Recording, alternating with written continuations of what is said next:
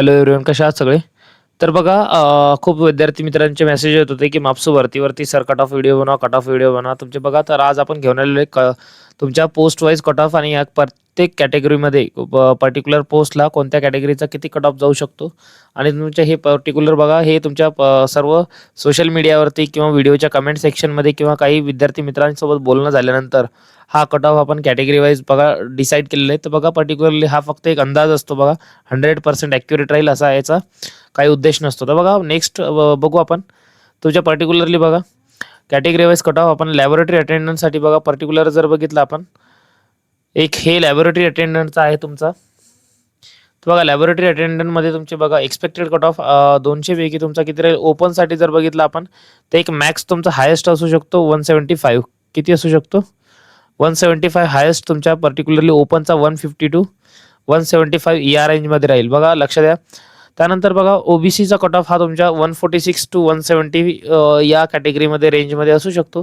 एकाद कॅन्डिडेट असू शकतो तुमचा 175 वाला, पण मॅक्सिमम 90% जे स्टुडंट आहेत तुमचे हे बिलो 170 आहेत, लक्षात घ्या. त्यानंतर बघा, ईडब्ल्यूएस आणि एससीबीसीचा कट ऑफ तुमच्या 144 टू 160 मार्क्स याच्यामध्ये राहू शकतो. त्यानंतर बघा, एससी कॅटेगरीचा कट ऑफ जर बघितला आपण तर हे तुमच्या 136 टू 142च्या मधात राहू शकतो. त्यानंतर एस टीचा जर बघितलं आपण तर 126 टू 134 या कॅटेगरीमध्ये राहू शकतो. आणि जे आपले विजय एन टी या कॅटेगरीचे जे स्टुडंट्स आहेत ते यांचा 140 टू 160 या कॅटेगरीमध्ये राहू शकतो. लक्षात घ्या, हा तुमचा कट ऑफची रेंज असू शकते. त्यानंतर नेक्स्ट जर बघितलं आपण तर जो सिनियर क्लर्कसाठी, लक्षात घ्या, वरिष्ठ लिपिक हा जनरली जर बघितला आपण तर याची पर्टिक्युलर जी हे आहे तुमची शिफ्ट वाईज किंवा तुमचे क्वेश्चन पेपर याचे अनालिसिस करून आपण हा बनवलेला आहे. लक्षात घ्या, सिनियर क्लर्कसाठी ओपनचा जागा कमी आहेत आणि त्यामुळे स्टुडंट जास्त आहेत. तर याचा कट ऑफ तुमच्या 160 टू 178 याच्या आतमध्ये राहू शकतो. त्यानंतर बघा, ओबीसीचा जर बघितला आपण तर पर्टिक्युलर 150 टू 168 या कॅटेगरीमध्ये राहू शकतो. ईडब्ल्यूएसचा मात्र तुमचा 140 टू 166च्या मधात राहू शकतो, कारण की आपल्या व्हिडिओच्या सेक्शनमध्ये 160 मार्क्सवाले पण आहेत काही कमेंट्स, आहे की नाही. किंवा जनरली जर बघितले एससीबीसीचे तर 156, 158, 160 अशा कमेंट्स आहेत. त्यानंतर बघा, एससीचा कॅटेगरीचा कट ऑफ जे आहे सिनियर क्लर्कसाठी हा तुमच्या 132 ते 150 पर्यंत राहू शकतो.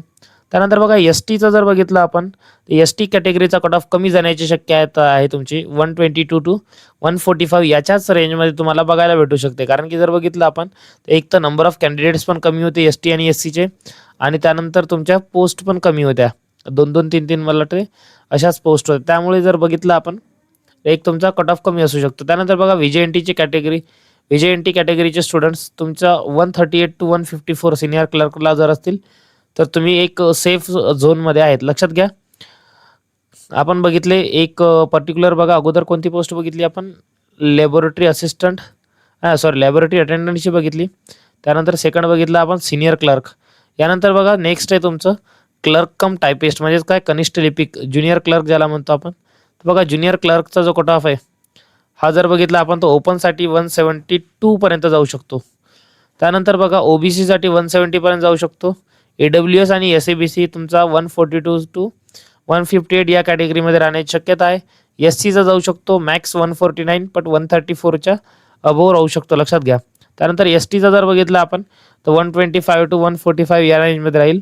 आणि पर्टिक्युलरली विजय एन टीचा तुमच्या 155 पर्यंत राहू शकतो. लक्षात घ्या, हे कोणाचा आहे, ज्युनियर क्लर्क, म्हणजेच काय क्लर्क कम टायपिस्ट. लक्षात घ्या मित्रांनो, हा अंदाज बघा. विद्यार्थी मित्रांनो, यानंतर आपण कोणकोणत्या कॅटेगरीचे बघितले आत्तापर्यंत, आपण 3 कॅटेगरीचे बघितले. एक तुमचा लॅबोरेटरी अटेंडंट, त्यानंतर बघा सिनियर क्लर्क्स म्हणजे वरिष्ठ लिपिक, आणि थर्ड बघितलेलं आहे आपण क्लर्क कम टायपिस्ट, म्हणजेच तुमचा कनिष्ठ लिपिक किंवा ज्युनियर क्लर्क ज्याला म्हणतो आपण, आहे की नाही. तर त्यानंतर बघा, आता काही कॅटेगरीज आपल्या काही पोस्ट आल्या होत्या. जसं सपोज जर बघितलं तर काही स्टोअर कीपर आहे किंवा तुमचा एक्सटेन्शन ऑफिसर आहे किंवा आपले लॅबोरेटरी असिस्टंट आहे. तर लक्षात घ्या, या पोस्टसाठी जर बघितलं आपण तर ओपनचा कट ऑफ तुमच्या 150 टू 158 या रेंजमध्ये राहू शकतो. किंवा ज्या रिझर्व्ह कॅटेगरीज आहे आपल्या OBC, EWS, S C, S T, तर हे तुमच्या 130 टू 146 याच्यावरती जाणार नाही. हे बघा, 130 टू 146 याच्या पुढे मार्क्स तुमचे जाणार नाही, हे लक्षात ठेवा. त्यानंतर जर बघितलं आपण तर फायनल कट ऑफ बघा, नॉर्मलायझेशन जर बघितलं आपण तर काही तुमच्या क्लर्कच्या पोस्ट आहेत, यामध्ये तुमचा +4 to +8 मार्क्स बघायला भेटतात, कारण की डिफिकल्टीच्या बेसवर जर बघितलं आपण. त्यानंतर बघा रिवाईज आन्सर की आता जी आलेली, आता या रिवाईज आन्सर कीनुसार तुमचे +2 ते +4 मार्क्स कॅन्डिडेटचे हे वाढलेले. त्यानुसार जर बघितलं आपण ते एक आणि काही बघा जनरली जर बघितलं आपण तर हॉरिझॉन्टल रिझर्वेशन बघा, काही माजी सैनिक किंवा महिला आरक्षणवाले जागा आहेत किंवा दिव्यांग आहेत, तर यांचं जनरली बघा जो ओरिजिनल कॅटेगरी आहे त्या कॅटेगरीच्या 10 ते 18 मार्क्स पेक्षा कमी हे लागू शकते. लक्षात घ्या, जे हॉरिझॉन्टल रिझर्वेशन आहे किंवा व्हर्टिकल कॅटेगरीवाले आहे त्यांच्यापेक्षा यांचा 10 ते 18 मार्क्स कमीने कट ऑफ लागू शकतो. तर लक्षात घ्या मित्रांनो, हीच होती आजची अपडेट. अजून काही जर तुम्हाला पाहिजे असेल तर आपल्याला या कमेंट सेक्शनमध्ये नक्की कळवा. थँक्यू.